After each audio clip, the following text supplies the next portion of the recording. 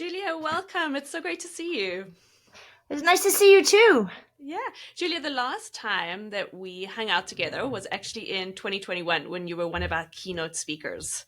Oh, I And remember that. That was so yeah, fun. we had so much fun. I was going to say, speakers stand out for different reasons. And when I think about you, there was so much joy and light and hope to your keynote address. Thank you.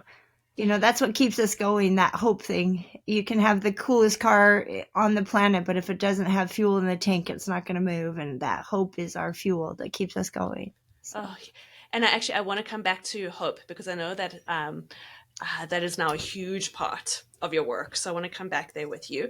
I do have a question for you though. When I yes. look at your website, which is incredible, you have Thank such you. an extensive collection of books that you've written for kids. How many are there? I believe there's 138, and there's five more on the way. Um, Wow.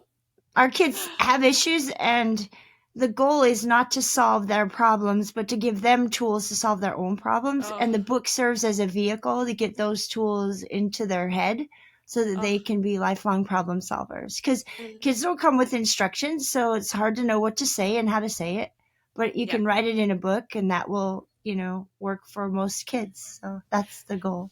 Yeah, so that ability to talk to kids, which is what really stands out about your work to me, kids just get it when you're speaking to them. How did you figure out that you had this beautiful gift to offer the world? Oh, when I taught skiing in Park City, and I had kids, and we learned they're pretty strategic about what they teach you as a ski instructor. You have to teach them exact words and forms and terms. Kids don't care about that. So Hmm. instead of, when you bend, they want you to say bend your knees, but you really want a child to bend their ankles. Mm. And so it made more sense to me to say put imaginary water balloon in between your shin and your ski boot and squish the water balloon. And then on one ski, we're going to spread jelly on the bread, and the other ski, we're going to spread peanut butter on the bread. And the mountain is the bread. Well, I once you love said it. it that way, all of a sudden kids were like, oh, I know what that looks like. And they related what you were teaching them to something that was already in their head, and it was a perfect match.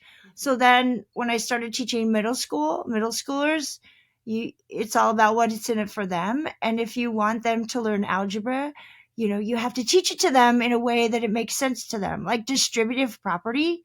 um the coefficient on the outside of the parentheses, that's the mom, and inside are all the kids, and she has to kiss her kids, all of them. She has to distribute her love amongst all of them.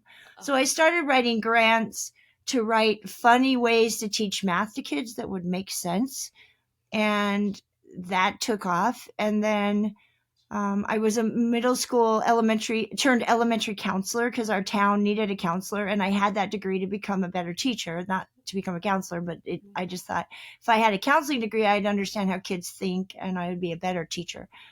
And so I decided to take that position on because our team in our town needed that, and we couldn't figure out how to teach our kids tattling because they were not to tattle because they were tattling and they didn't know the difference between reporting and tattling. mm, And I had a teacher who said if you really want to teach kids stuff, you read them a good book. This was in college at university, and if the book has good stuff, the good stuff will spread into their heads, like Rainbow Fish and Enemy Pie. And I looked for a book on tattling, couldn't find one, wrote a story, and that story ended up getting published, and then came Volcano, and then came Personal Space Camp, and they just kind of rolled out. And so now when kids have an issue, um, we can give them a recipe to solve it. mm-hmm. And Judy, what I love about that is you go right to kids' hearts. So they go, oh, she sees me, she gets us. They get so involved in the story, and then they have something to relate to. It's not like some workbook on anxiety. It's not a workbook on emotion regulation. It's really getting right into their hearts. Well, you have to be the character to teach the kids. So they have to see themselves in the book. So they're all first person versus John did this and Tammy did that and Andrew did this. It's you are John and this is how you see the world. Mhm. So if you write in first person and you use kids that use words that children would use. You don't use, my mother doesn't live with us anymore on account of my parents are getting a divorce. Kids don't say on account of, they say because. Mm-hmm. And so you don't use words that kids don't use, and you have to actually become that child or become that topic to teach it. Mm-hmm. Like I just finished one that's coming out um, January of 23 or 24. Mm. And it's called I Am Money and I Don't Grow on Trees. And it's all about financial literacy, co authored with Garrett Gunderson, who's a money guru. Mm. And it talks about, I'm money. These are my shiny jackets. Sometimes I dress up in my credit card coats. They like to convince me to buy stuff when I can't afford it sometimes. You know what I mean? You actually talk as money is the character, and kids will eat it up. They get it because they figure it out. Yeah, and I think, Julia, your approach, um, it helps kids to feel less threatened. So we can talk about this character in the first person instead of saying, okay, let's sit down and let's talk about your anxiety. Instead, we can talk about the character. And in doing so, we're talking about what's happening for the child. When you don't tell, you don't tell them. I mean, like if you're talking about stealing Ricky Sticky Fingers, every kid on the planet, all of us have always had in the back of our mind, well, I want to take that. And sometimes the bad wins and the good plays along in our brain because they want it so bad. They don't mean to be a criminal, they just want that thing. But if you normalize that so that every child that reads that feels, hey, I'm just a normal kid because I'm going through these normal things. And then, if and it teaches it that how would you feel if people steal from you, then, and you teach empathy that way. Mm-hmm. And so you never, you never ostracize a child for behavior. The booger book is written through the eyes of a booger. Please don't eat me because that's the worst thing. I don't like it when you eat me, kind of thing. Got it. Got So, it. yeah. Yeah. And I think when all of us, for all of us, when we don't feel personally threatened or attacked, so let's talk about your lying, let's talk about your stealing, when we can instead look at a character and really get involved with a character, we learn and we grow because those defense mechanisms aren't up. If kids lie, they're lying to protect themselves. Mm. And so if you tell a child, if you teach them that, hey, if you tell a lie, you'll never have your inside sun shining. Oh, You that's just won't beautiful. feel your inside sunshine. Then all of a sudden they realize, well, lying's hurting me. It's not helping me. So now I might as well tell the truth. Oh, Um, beautiful. I love it. Julia, what about really hard topics? So I think globally, and we have an audience that's now global, so many children in many, many different countries have really struggled with having to process really horrific events, tragedies. How do we talk to kids about these really, really big, heart wrenching events? well, when disasters happen, I have a book called The Anthill Disaster, and it was written after the Sandy Hook tragedy for kids dealing with that. And it's about an anthill that gets stomped on, and then what do they do? And then the mama says, well, I know you're scared. You can feel any way you want to feel, but you need to go back to school. And the little boy says, well, I don't want to go back. What if it happens again? And she says, well, when I was little ant, there was a huge rainstorm and it flooded our ant hill, and we ran and ran and ran. And then we took a deep breath and we worked as a team, and we went back and rebuilt the ant hill. And so whatever the disaster is, this book talks about the important things that we teach kids during a disaster. A disaster is anything awful that happens that they have no control over. So, number one, routine is a child's best friend when that happens because it's the fear of unpredictability that causes all the problems. Mm. Also, never lie to your children and tell them what you want them to hear. But if they ask you a question, you don't know how to phrase it correctly or give them appropriate information, just say, oh my gosh, I have no words for that answer right now. But you know what? I'll figure it out and we'll have this conversation again and we'll talk about it.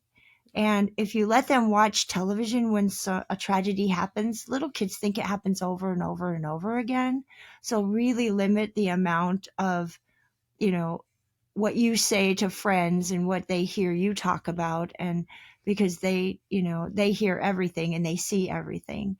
And you just have to say, some things happen that we can't control, but we're doing everything we can as a team to make sure that can never happen again. And you can always ask me and I'll always tell you the truth. Oh, And sometimes the truth is a portion of the truth. You don't need the horrible details.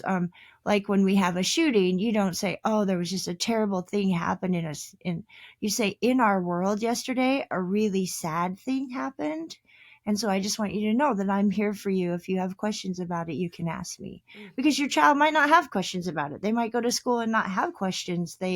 But you know that they can always come home and ask you about it. Oh, I love that. So you serve as the anchor for your child. Yes, exactly. And the book actually outlines how the mom should react. And then in the back, there's tips for educators and parents on how to deal with disasters and violence. Because, I mean, a disaster can be the death of a pet, it can be the death of a family member, it can be a horrific storm. It's any bad thing that we can't control. Hmm. Hmm. Yeah, and Julia, I think for so many parents, there's this delicate balance between wanting to protect our child's innocence, but also giving them the information that they need so that they don't feel completely out of control. Well, your kid is they're trying to make sense of their world like you picture a puzzle and they're trying to make sense of their world and they have a missing piece. And they ask you for the answer. If you tell them what you want them to hear, will there be a shooter at my school? And you say, "Oh no, honey, there will never be a shooter. Don't worry about it." And then there happens to be a shooter, then they wonder about trusting you because you don't give them the truth. Hmm. You may not know how to answer that question. You would say, "Oh, I don't have any words for that question, but I'm going to find out and we'll talk about it later." Yeah. And then the true answer would be, "Well, no one knows the answer to that question, but we're all doing everything we can to make sure that will never happen again. And together we are really strong." Hmm. Therefore, you've given your child the piece of the puzzle that's the truth. Because the two things you want to have with your children are trust and communication. You may not like them. You'll always love them, but there are times as a parent that you don't like your kids and they don't like you, and that's okay. But as long as they can trust you and you can trust them and you can talk to you and they can talk and you can talk to them, you'll have an amazing relationship with your children throughout life, adulthood, uh, etc. Absolutely. Julia, for me, I've got two little girls at home. They're 6 and 4. And in listening to you right now, I know that I always want my little girls to come to me during incredibly heart wrenching moments. And I agree with you. I think that if we don't answer our children truthfully in a developmentally appropriate way, they will eventually go to other sources because mom's not giving me what I need right now. Even though mom Right. is trying her best, mom's not giving me what I need right now. And the thing is, parents think they have to give their kids a lot of information. You say, "Mommy, blah, blah, blah, blah, blah," at school, and say, "Well, what do you know about that?" And you start out with what your child knows before you fill in the piece. Beautiful. You don't need to sit them down and tell them all about the shooter or all about the terrible storm or anything because they might not need to know that. You could say, "Oh, a sad thing happened in our world, and I want to know what you know about it. Did you hear anything at school? Is there anything you want to ask me about it?" Because I'll always tell you the truth, and we can actually let them ask us what they need to know versus us assuming they're at this level and we need to tell them what we need them to know. That's kind of like the sex talk, when it's time to start doing that, which is younger and younger every day. Hmm. If ever you want to talk about your body and about things your body does that are very special, you know, tell me what you know and I'll fill in the blanks for you. Hmm. Hmm. Absolutely.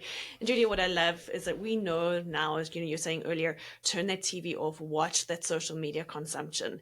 Is again, we want them to come back to their anchor, to their parent. And watch what you say in front of them on the phone. If they can read, watch what you're texting because their little eyes and ears take everything in. Yeah. And they can read your face. If you're upset, they're going to be upset. So just be a little bit discreet. Yeah. I always say that to parents in clinic that your children actually know far more than you realize about what's Oh, going yeah, on. yeah. Yeah. And it's important that you let them figure out that you figure out what they know before you start telling them what you think they need to know. Absolutely. So, So, Julia, when there's sadness around these events, and I feel like as a culture in North America, we don't often handle sadness very well. So, when our children are grieving what's happened, what do you tell parents? How do we help them with that grief that's there? well, I do have a book called Grief is Like a Snowflake, It's and one of my sometimes it favorites. comes like a blizzard, and sometimes it comes one flake at a time. but it always comes, and there's no right or wrong way to solve that problem. A real special time for that book was after Sandy Hook. We sent those books out to all the families, and I had a chance to meet with one of the families, and I was talking to the mom about the book. And after that tragedy, they had so much stuff sent to their houses, like toys and everything. And I was saying, "Did you get the grief book?" And she goes, "No, we got a lot of them." But and her little girl said, "Mommy, the tree book. I love that book. I read it every night." And she went up to her room and grabbed it. And she goes, "Where did you find this?" And she goes, "In the garage. Look at this." And then she pointed to the page where the little tree had all the emotions and said, "You nailed this, Julia. You nailed this page." And I was Oh, like, that's "Oh my beautiful. goodness." So yeah, but grief is something that, yeah, kids grieve a lot differently than parents because they have. So you have a 4-year-old, so she only has 4 years of life experience to feel bad, versus you have many years of life experience to feel bad. So they bounce back and forth real easy. They can be sad 1 minute and totally act normal the next. And they're very resilient. Children are very resilient, and we expect them to be feel like we do, but it's the experience that they don't have in life to feel grief as profoundly as we do. Hmm. And Hmm. that's a little different. And it just takes time. I always tell people when they're grieving, it's like putting a quarter in one of those funnels, and Yeah. it goes around the outside super slow. That's the first year. And then it goes around again, it's a little bit faster. That's the second year. And by the third year, you can start to breathe again. And then pretty soon, life just kind of goes on, and it goes faster and faster. And but that first year is the most crucial year. It's so hard because you really have all the feelings, in a slow vent. Mm-hmm. And it just, it takes time. Yeah, I love that it takes time, because I think that there is often a rush to be strong, to get back to normal, to, for our kiddos not to cry at school, come on. But I love they're just slow it down with our kids. And like you said, it's going to come in waves at different times. Right. Hmm. Hmm. The other thing that I often say to parents about grief is, because it's a clinical speciality of mine, is that it will hit children at different times as they develop. So if they've lost a parent, when they're 5, they're going to grieve it differently to when they're 10 or when they're Right. 15. And I It's different often, life experiences intensify it, yeah. and different, yeah. And everybody does it differently everywhere. There's not one recipe. You bounce in and out of the different feelings and emotions. And Hmm. I often come back to younger books, so the types of books that you're writing for kids, even when my clients are 15, 16, 17 years old, because I feel like it's so much easier to connect with stories that are often written for younger kids, because you can go, I get it. I get that analogy of grief being a snowflake. I get that. Whereas I find often as my clients get older, again, it becomes more talk therapy, more workbooky. Whereas those books bring kids and teens back to exactly where they need to be in the feeling. well, everybody has the same eyes as they did when they were 6. They're still there. And if you write a really good kids book, it works for any age. Yes, agreed. The Flicker of Hope book talks about hope building, and that's used through college. So Amazing. it's kind of weird. Yeah. So that's actually where I wanted to go next. So we hold our children through tragedies and through grief. We serve as their anchor, is what I'm hearing today. And then as we move on to hope and resiliency, I know that this is a passion area for you, Julia. What do you tell people about hope and resiliency?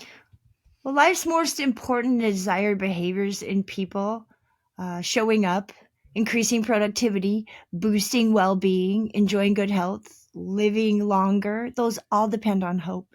Mm. And what hope is today's going to be better than tomorrow. And I have the power to make that happen.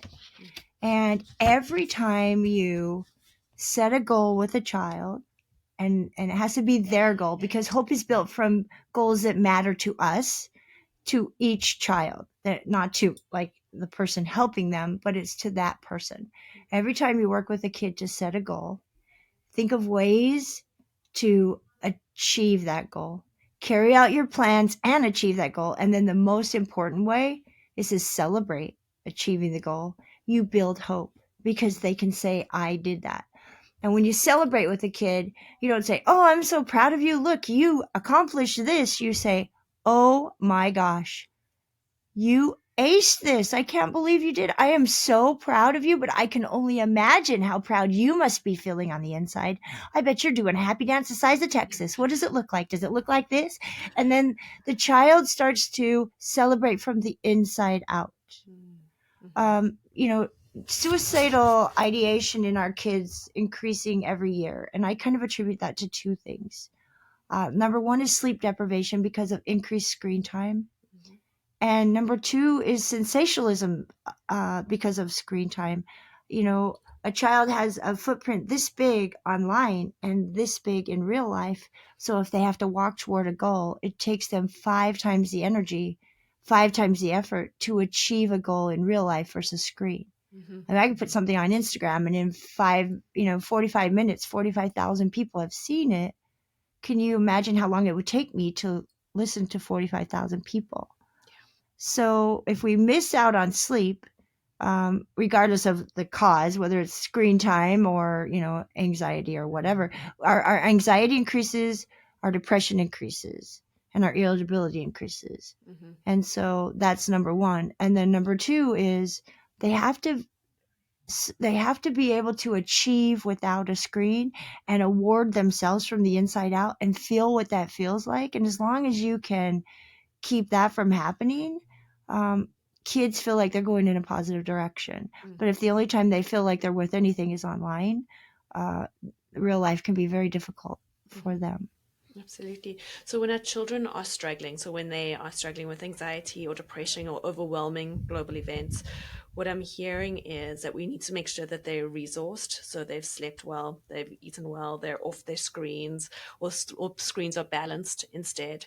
And then we give them little moments of hope. So we say, okay, what's the one thing that we're working towards today? And then we help them celebrate from the inside out. Yeah, that celebration from the inside out is key. I mean, we think, "Oh, we're celebrating. Yeah, good job. You did this. Let's go get ice cream." And it's a long way from my mouth to your heart. But Mm, if I can teach you to celebrate from the inside out, imagine how good that feels. Wow, I can only imagine how happy you must be, how proud you must be. And this anxiety is caused by failure to be able to predict what's going to happen. So, scale back a little bit and actually go through those. If I don't pick you up, I had this little boy, he had all these different anxieties. And so we had a recipe book for him, a recipe card, and he had a recipe card for if my mom forgets to pick me up and what he does. And then he took that recipe card and put it in the box. And anytime he had any kind of an anxiety, he would write the plan for the anxiety oh, and put it in the box. And then he didn't have to store it in his head. beautiful. And it was great because, he had it, so he knew he had it. Oh, I love that. I absolutely love that. Julia, I know that there's probably parents listening to this who would want an example of a goal that we could work on with our kids if they're really struggling. What would be an example? Like struggling with Let, anxiety yeah, let's say or anxiety, struggling with. just struggling with life in general. What's something if they say if we say to them, okay, this is let's work on something where we can start to really shine from the inside out. What's one thing that you want to work on?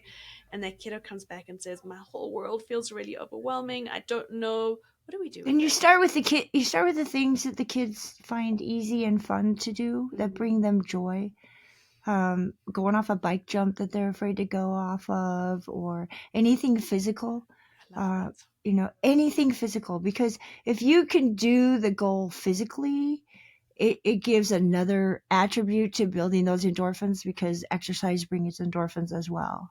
Oh, So, anything. And then another thing too, when kids are struggling with hope and anxiety, if they can make a difference to somebody else, it gives them a feeling of inner significance. mm-hmm. So just taking your child to, an elderly home and having them clean glasses for all the elderly people, or a soup kitchen helping out, or hey, we're going to go and take all the all the grocery carts into the store just to help the manager today.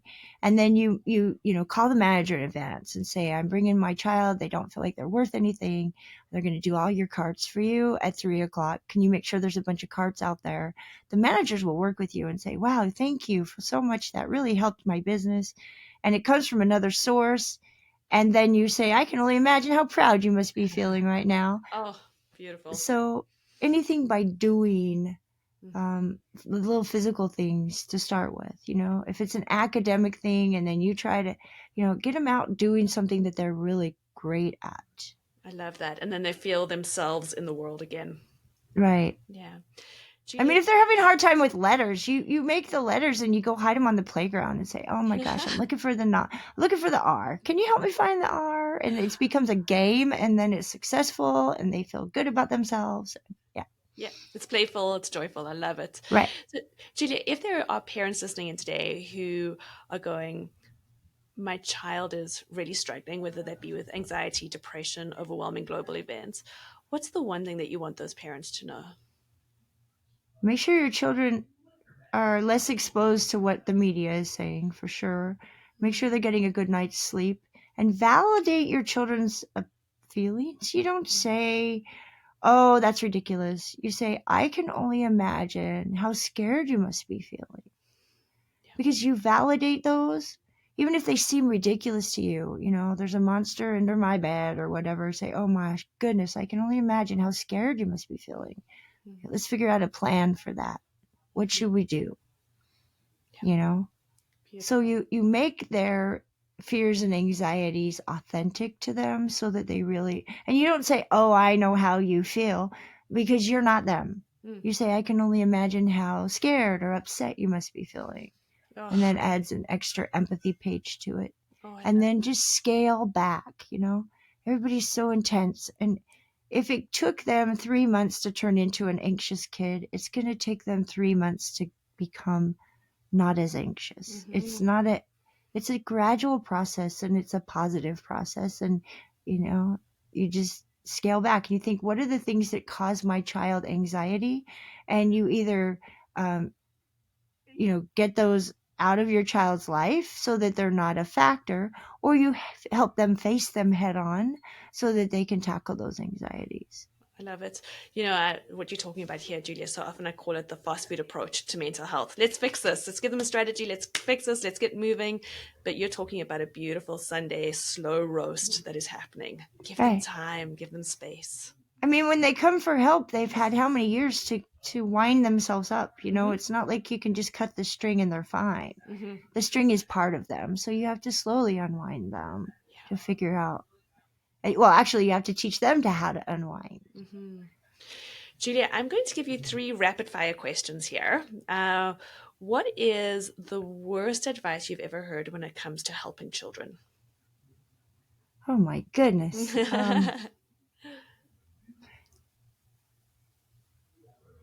Suck it up.